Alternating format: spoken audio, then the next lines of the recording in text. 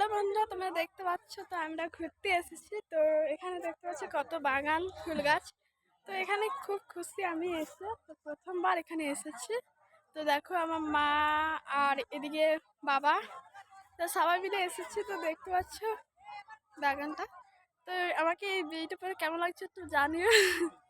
তো আমি খুব খুশি এখানে এই জায়গাটা এসে। তো অনেক লোক, এখানে অনেক লোক আছে।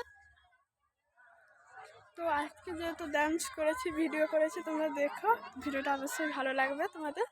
তো এখানে দেখতে পাচ্ছ আমি খুব খুশি, কি বলবো, এখানে কত মানে কত লোক।